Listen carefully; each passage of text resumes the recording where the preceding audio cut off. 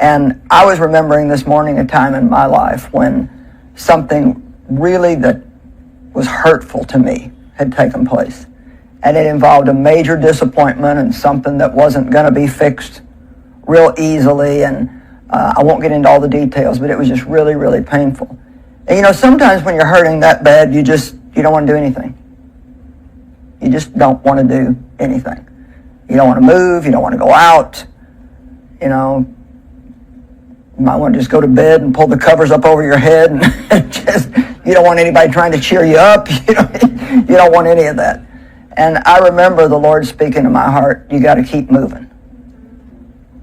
You just got to keep moving.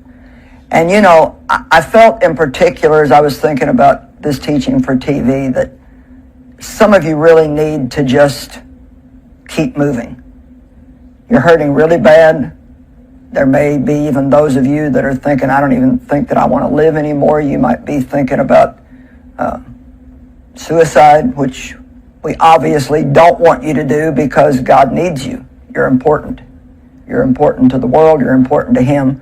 And He does have something amazing for you to do. And so I recall when I was going through that, I just would get up and walk slowly through the house. Then I'd eventually put my clothes on, and then I would come to the office, and it did help, because one of the worst things that you can do when you're going through something hard is just to sit and think about what a hard time you're having.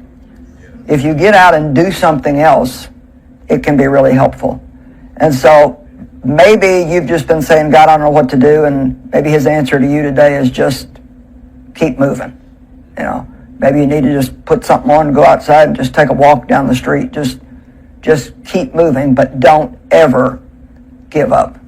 It's amazing how many people in the world have done phenomenal things after having failed numerous times in their life. And so failure doesn't have to be the end. Making mistakes doesn't have to be the end. Everything that we don't do right, at least we learn not to do that again. And Henry Ford, for example, who invented the automobile, went broke 5 times before he had a success.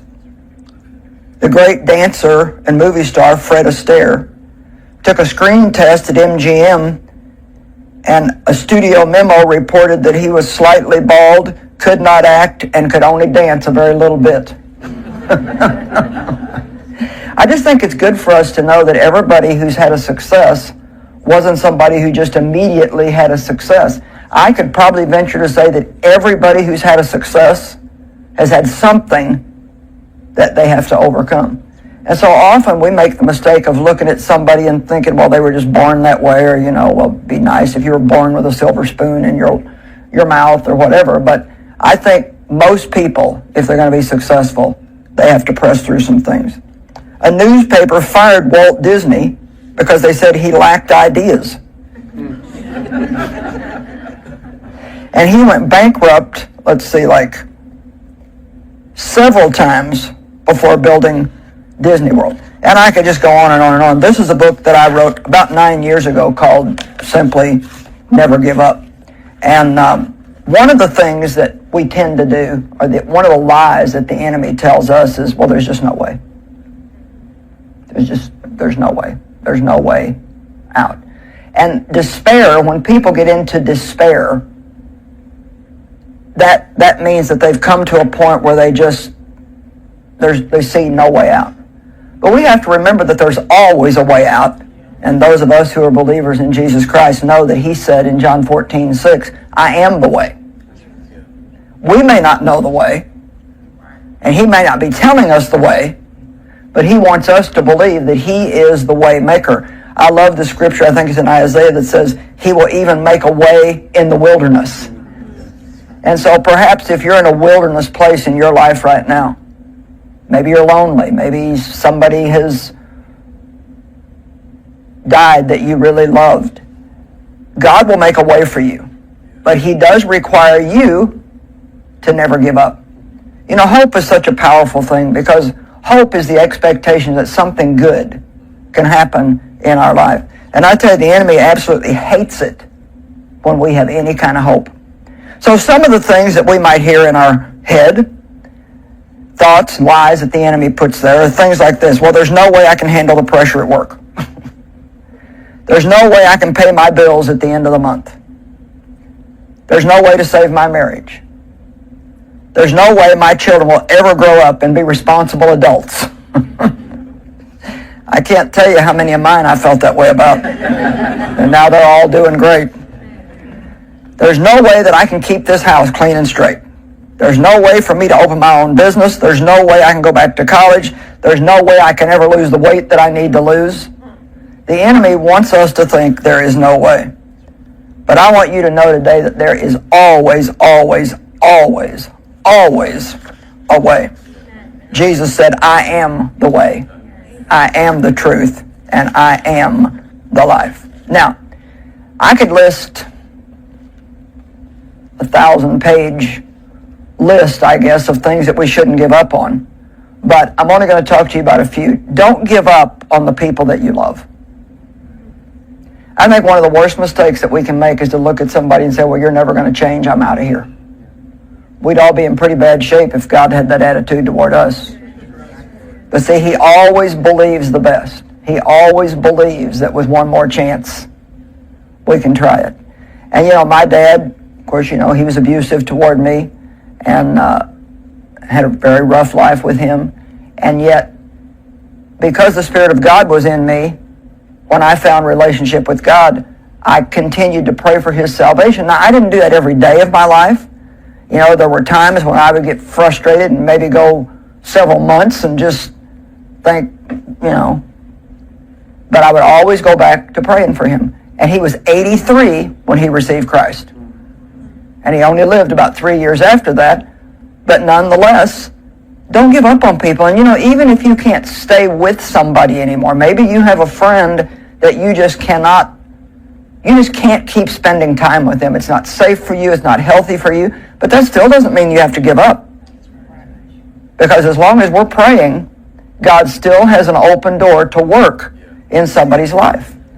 And you know, we really, when people are going through difficult times, you don't want to give them the message, I don't believe you'll ever change. You know, I was such a terrible mess when I married Dave, and it's a good thing the man was praying for a wife, and he said to God, make it somebody that needs help. You got to be really careful, because I don't think he knew how much help I needed. But I don't think Dave ever really thought about just getting out of the marriage. He was committed to God, so therefore he was committed to me. And it took a long time. But if Dave would have given up on me, then we wouldn't be standing here today. Even our son David, who works here, I mean, I remember getting ready to pull into, when we had our other building, pull in there one day, and I was having so many issues with him. He was just strong-willed, and his temperament was a problem for me, and not only me, but other people. And I just thought, that's it. He's just not going to be able to work for us. And clearly, I remember the Lord speaking to my heart, don't give up on him. Don't give up on him. And today he has been responsible, with God's help, for all the mission works that we have all over the world today. You have no idea the people in your life that maybe you're tempted to give up on right now, what God could do through them if you'll be willing maybe to pay a price, which means sometimes, you know, Christians are not real cool with the word sacrifice anymore. I mean, that's just not a real popular message. I doubt very much that I could, you know, get on television and say, well, guess what? Today I'm going to teach on sacrifice and suffering. And probably a lot of people would just turn the TV off, because that's not really what they want to hear. But we do need to remember that we're called to love people, and love does sometimes and very often require a sacrifice. Another thing that I want to encourage you about as far as never giving up is don't ever give up on yourself. See, I think sometimes we have more problems with ourselves than we have with anybody else. And we don't want to talk to anybody about it. We all have this little pretend me, and then we have the real me. And, you know, sometimes you'll have a stronghold in your life that you've had for a long, long time. It could be temper. It could be, I don't know, maybe you're like I was for a long time and still can be occasionally, where it just seems like I can open my mouth and stick my foot in it, and I'm like, what did I say that for? Why did I do that? And our patience, I'm real patient in some areas, but I tell you what, if I've got an appointment somewhere and they're 15, 20 minutes late, my fruit gets tested. I like things to happen on time because I've got a plan. And so there's things, and those may be really simple things. Some of you may be dealing with addictions in your life. You may be dealing with just such a bad temper that it's ruining all your relationships. I don't know what it might be, but the thing is don't give up on yourself. Don't give up on yourself, because if you do, then what you're saying is God's not big enough to change me. And really the truth is if you spend time with the Lord and you study His Word, which maybe we say that so much people just get tired of hearing it, but there's a difference in reading the Bible and studying the Word. And if you study the Word, like if you have a bad temper and you'll study the Word in the area of anger, the Word has the power in it to change your life. You can't change yourself, but if you start asking God to help you, then He will change you. Doesn't happen overnight. It's little by little, from glory to glory. But my goodness, how God has changed me. And how many of you, God has just changed you and is changing you. And, a year from now, you'll even be different than what you are. And so, I love Isaiah 41, they that wait upon the Lord.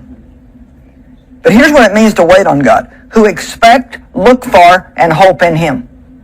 See, waiting on God is not just some passive, I'm going to go sit in a chair over here and just wait, do nothing the rest of my life and see what God does. No, you wait with expectancy, like, God, I'm expecting you to show up and do something amazing in my life. They shall change and renew their strength and power. They shall change. Come on. They shall change. There's nobody watching by TV today, nobody in the room that is beyond change. God can change every single one of us. I don't want you to give up. I don't want you just to throw in the towel and quit. If all you can do right now is just get out of that bed and walk across the room, do something. And if you'll do what you can do, God will do what you cannot do. They shall lift up their wings and mount up close to God as eagles mount up to the sun. They shall run and not be weary. They shall walk and they shall not faint. Now, fear is a real thief in our lives. And I think if we're going to talk about not giving up, then we have to talk about fear, at least for a little bit. Isaiah 41:10 says, "Fear not, there's nothing to fear." Well, isn't that interesting? Most of us could say, well, sit down here for a minute, Lord. I can tell you I got a long list of things that are scaring me. Fear not, there's nothing to fear, for I am with you. That's the only answer He gives, because I'm with you. And so if we really know who the Lord is, I'm not talking about just going to church, but if you really know who the Lord is, then we don't have to know what He's going to do. We don't have to know when He's going to do it. We don't have to know what the way is going to be. We just say, Lord, I know You're with me, and therefore I can do what I need to do. And we talk about fear all the time. Fear is not, we're not just talking about a feeling. I may feel fear on and off the rest of my life, but that doesn't mean I have to be afraid. Because when fear causes you to stop and to do nothing, it's the master spirit, I believe, that the enemy uses to try to keep us from fulfilling our destiny. And so he tells us there's no way. He says, you got to be afraid of this. If you failed before, then you got to be afraid that you're going to fail again. But God says, fear not, for I am with you. I love that. There's nothing to fear. Do not look around you in terror and be dismayed. It's one of our problems. We look around us too much instead of looking up. The more you stare at your problems, the more you go to lunch with your friends and talk about your problems, the more you rehearse your problems, the bigger they're going to get. I will strengthen, and I love this, I will strengthen and harden you to difficulties. Every time you go through something difficult, experience is so valuable. Every time you go through something difficult, it makes you a little bit stronger. Just a little bit stronger. I will help you. I will hold you up and retain you with my victorious right hand of rightness and justice. Now, you know, there's a lot of things that we can talk about concerning fear, and so I'm just going to see how far we get down this list. 7 fears you need to confront in your life. Number 1, the fear of what people think. Wow. We just worry too much about they, whoever they are. I got to thinking about one day, and I thought, who are they anyway? They seem to run all of our lives. They tell us what we can wear and how we can have our hair and, you know, what we need to look like and how we need to act. We don't even know who they are. We care way too much about what people think. And, you know, everybody wants to be liked. Everybody wants to be accepted. I'm not saying that we should just go around and have an attitude, well, I don't care what you think. This is what I'm going to do. But the truth is, I mean, it's been proven statistically that 10% of people won't like you no matter what you do. So to have this elusive dream that you want everybody in the world to like you and to love you and applaud you, I mean, it is just not going to happen. And I think the fear of man is probably one of the greatest fears that people face in their life. The fear of what they're going to say, the fear of what they're going to think, the fear of what they're going to do, the fear of what they're not going to do. Couple scriptures. I love what the Apostle Paul said in Galatians 1:10. Now, am I trying to win the favor of men or of God? Do I seek to please men? Now listen to this. If I was still seeking popularity with men, I would not right now be a bondservant of the Lord Jesus Christ. So the Apostle Paul himself said, if I was just trying to be popular with people,